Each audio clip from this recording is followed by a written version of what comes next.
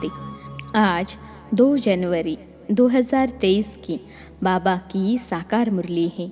मुरली के महावाक्य है, मीठे बच्चे तुम राज ऋषि हो, तुम्हें बेहद का बाप सारी पुरानी दुनिया का संन्यास सिखलाते हैं, जिससे तुम राजई पद पा सको। प्रश्न है, इस समय किसी भी मनुष्य के कर्म अकर्म नहीं हो सकते हैं, क्यों? उत्तर है, क्योंकि सारी दुनिया में माया का राज्य है, सब में 5 विकार प्रवेश हैं। इसलिए मनुष्य जो भी कर्म करते हैं वह विकर्म ही बनता है। सतयुग में ही कर्म अकर्म होते हैं, क्योंकि वहाँ माया होती नहीं। दूसरा प्रश्न है, किन बच्चों को बहुत अच्छी प्राइज मिलती है? उत्तर है, जो श्रीमत पर पवित्र बन अंधों की लाठी बनते हैं, कभी 5 विकारों के वश हो कुल कलंकित नहीं बनते, उन्हें बहुत अच्छी प्राइज मिल जाती है। अगर कोई बार बार माया से हार खाते हैं तो उनका पासपोर्ट ही कैंसिल हो जाता है। गीत है, ओम नमो शिवाय, ओम शांति। सबसे ऊंच है परम पिता परमात्मा अर्थात परम आत्मा, वह है रचयिता। पहले ब्रह्मा विष्णु शंकर को रचते हैं, फिर आओ नीचे अमरलोक में, वहाँ है लक्ष्मी नारायण का राज्य, सूर्यवंशी का राज्य, चंद्रवंशी का नहीं है। यह कौन समझा रहे हैं? ज्ञान का सागर मनुष्य को कब समझा न सके।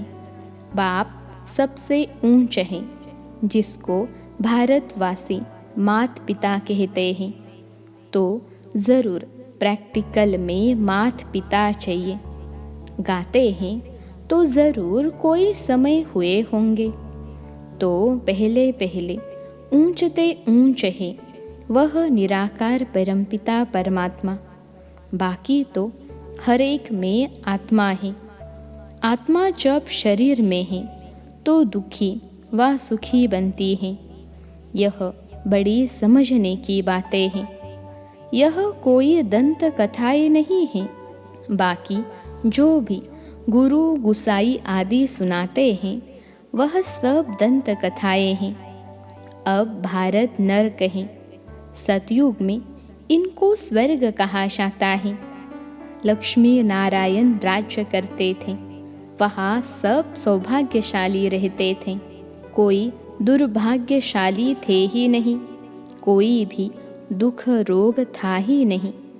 यह है पाप आत्माओं की दुनिया। भारतवासी स्वर्गवासी थे। लक्ष्मी नारायण का राज्य था। श्री कृष्ण को तो सभी मानते हैं। देखो, इनको 2 गोले दिए हैं।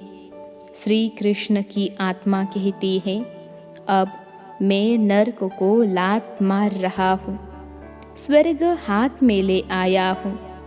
पहले कृष्णपुरी थी, अब कंसपुरी है। इसमें यह श्री कृष्ण भी है। इनके 84 जन्मों के अंत का यह जन्म है, परंतु अब वह श्री कृष्ण का रूप नहीं है। यह बाप बेट समझाते हैं। बाप ही आकर भारत को स्वर्ग बनाते हैं। अब नरक है, फिर स्वर्ग बनाने बाप आए हैं। यह पुरानी दुनिया है। जो नई दुनिया थी वह अब पुरानी है। मकान भी नए से पुराना होता है, आखिर तोड़ने लायक हो जाता है। अब बाप कहते हैं, मैं बच्चों को स्वर्गवासी बनाने राजयोग सिखाता हूँ। तुम हो राज ऋषि। राजय प्राप्त करने के लिए तुम संन्यास करते हो विकारों का। वह हद के सन्यासी घर बार छोड़ जंगल में चले जाते हैं, परंतु है फिर भी पुरानी दुनिया में। बेहद का बाप तुमको नरक का संन्यास कराते हैं और स्वर्ग का साक्षात्कार कराते हैं। बाप कहते हैं, मैं आया हूँ तुमको ले जाने। बाप सभी को कहते हैं, तुम अपने जन्मों को नहीं जानते हो। यह तो ज़रूर है, जो जैसा कार्य करेगा, अच्छा व बुरा, उस संस्कार अनुसार जाकर जन्म लेंगे। कोई साहूकार, कोई गरीब, कोई रोगी, कोई तंदुरुस्त बनते हैं। यह है अगले जन्मों के कर्मों का हिसाब।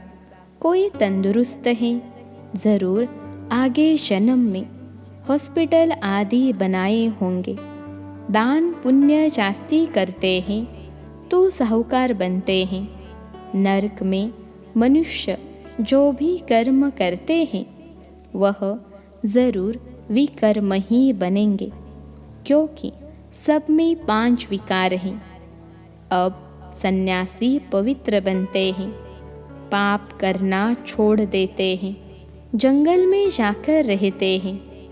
परंतु ऐसे नहीं, उनके कर्म अकर्म होते हैं।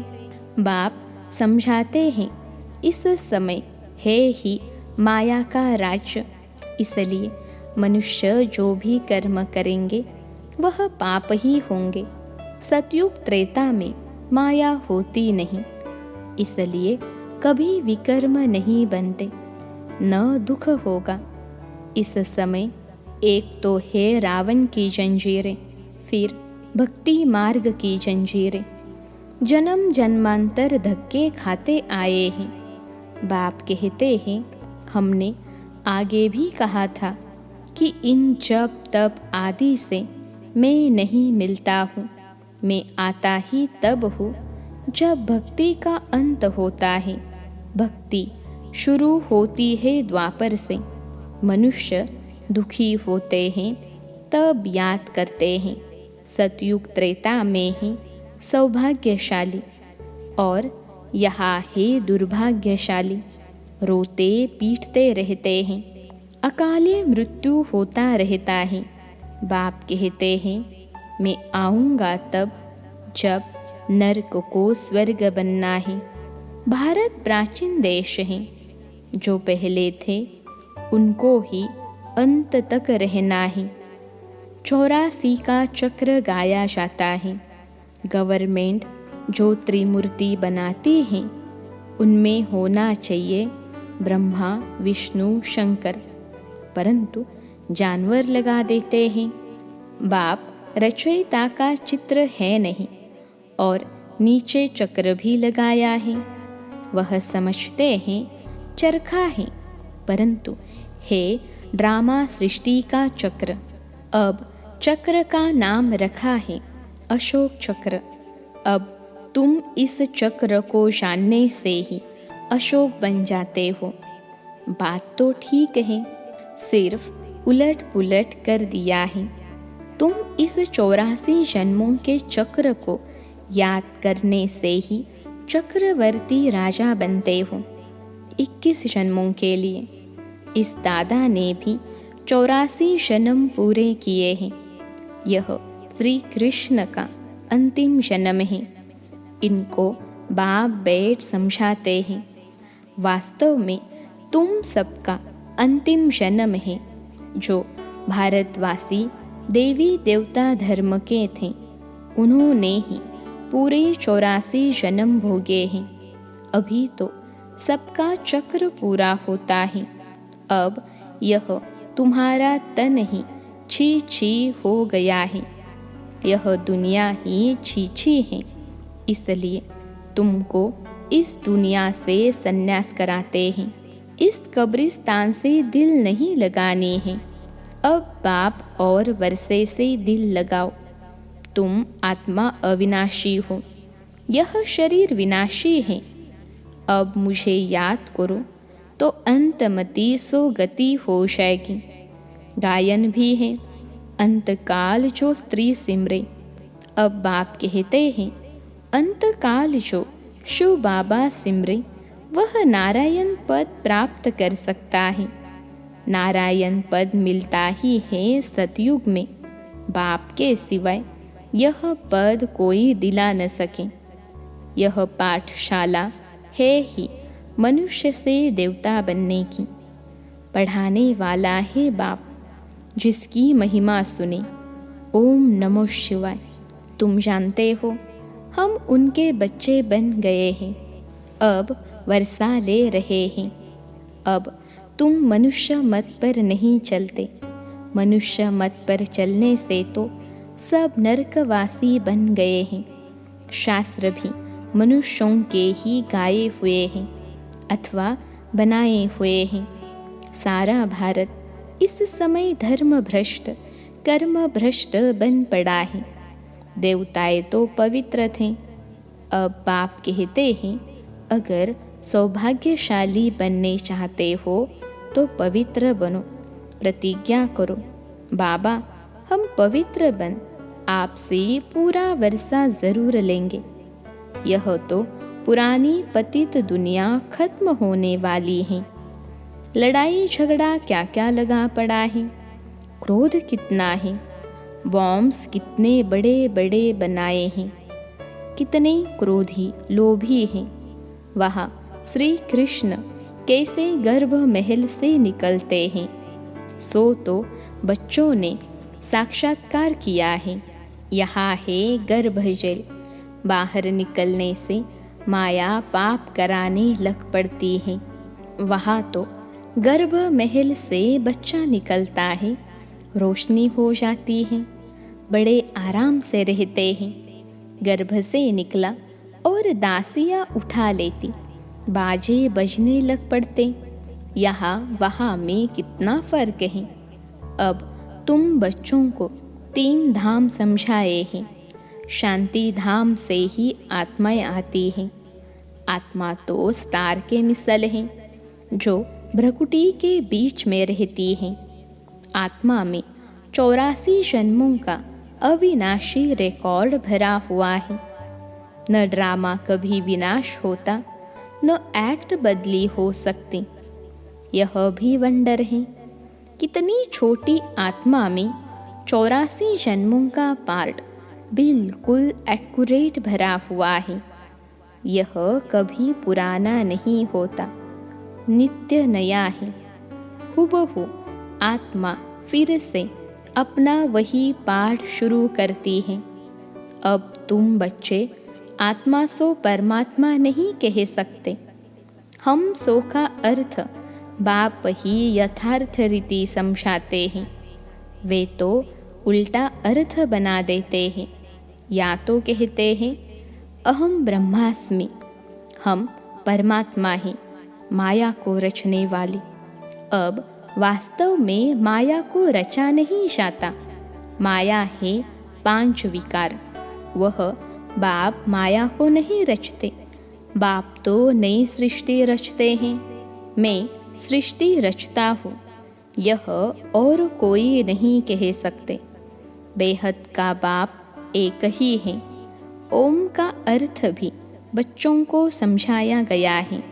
आत्मा है ही शांत स्वरूप, शांति धाम में रहती है। परंतु बाप है ज्ञान का सागर, आनंद का सागर। आत्मा की यह महिमा नहीं गाएंगे। हाँ, आत्मा में नॉलेज आती है। बाप कहते हैं मैं एक ही बार आता हूँ, मुझे वर्षा भी जरूर देना पड़े। मेरे वर्षे से भारत एकदम स्वर्ग बन जाता है। वहाँ पवित्रता, सुख, शांति सब कुछ था। यह है बेहद के बाप का सदा सुख का वर्षा। पवित्रता थी तो सुख शांति भी थी। अभी अपवित्रता है तो दुख अशांति है। बाप बैठ समझाते हैं, तुम आत्मा पहले पहले मूल वतन में थी, फिर देवी देवता धर्म में आई, फिर क्षत्रिय धर्म में आई, 8 जन्म सतो प्रधान में, फिर 12 जन्म सतो में, फिर 21 जन्म द्वापर में, फिर 42 जन्म कलयुग में। यहाँ शूद्र बन पड़े।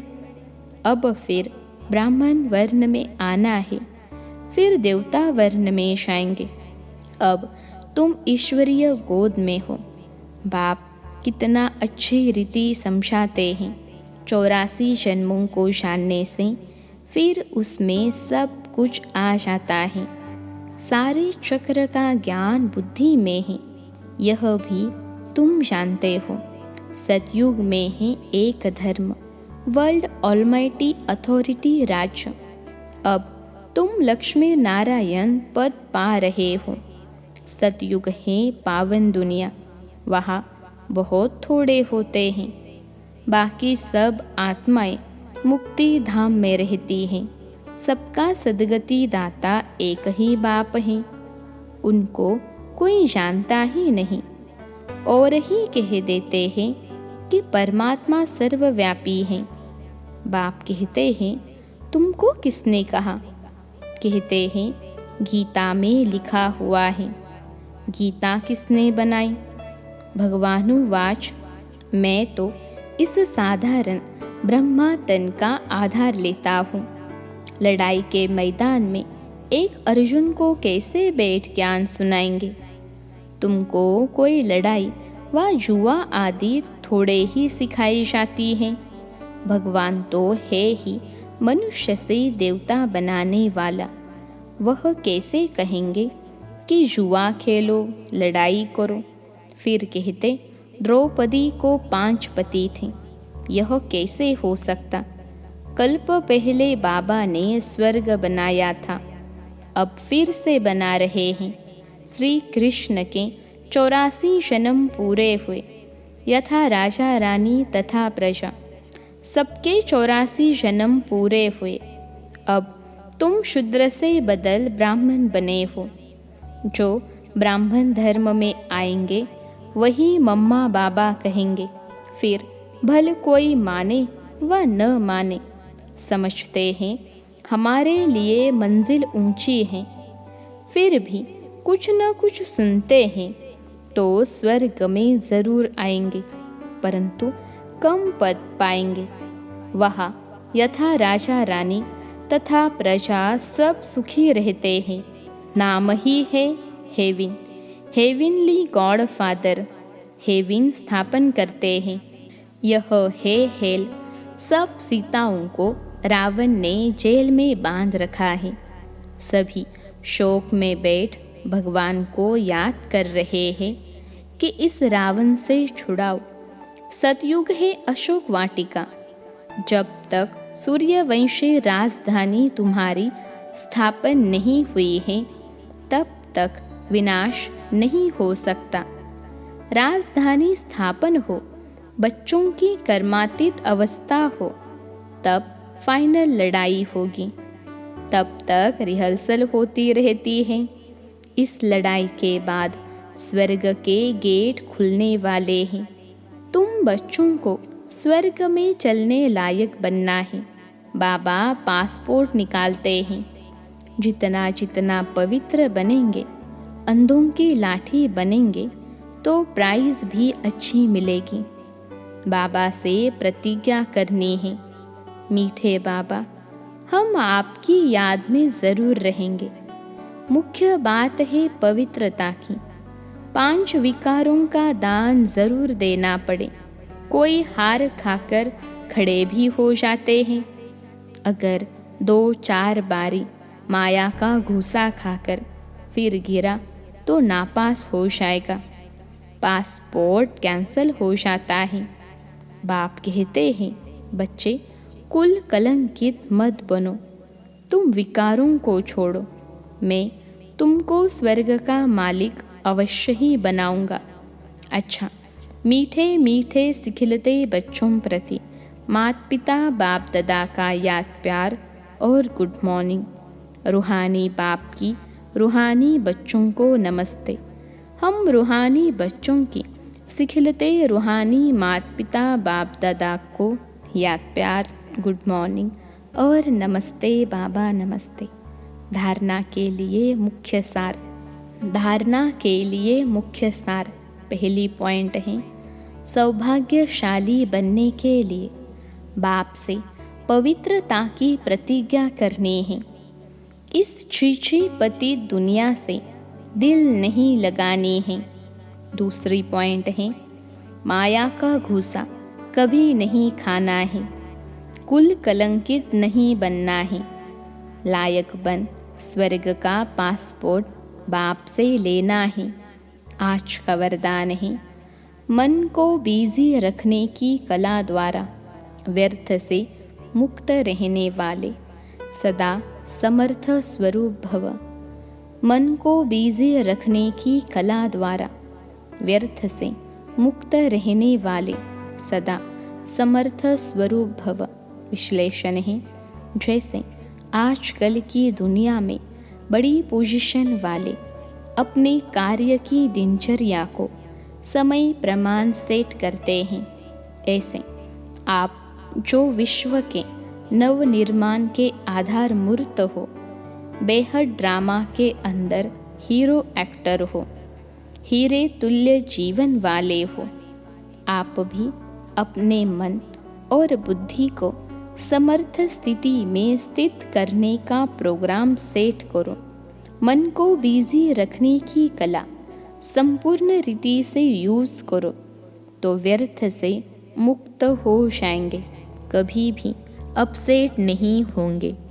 आज का स्लोगन है, ड्रामा के हर दृश्य को देख हर्षित रहो तो कभी अच्छे बुरे की आकर्षण में नहीं आएंगे। ड्रामा के हर दृश्य को देख हर्षित रहो तो कभी अच्छे बुरे की आकर्षण में नहीं आएंगे। अच्छा, ओम शांति।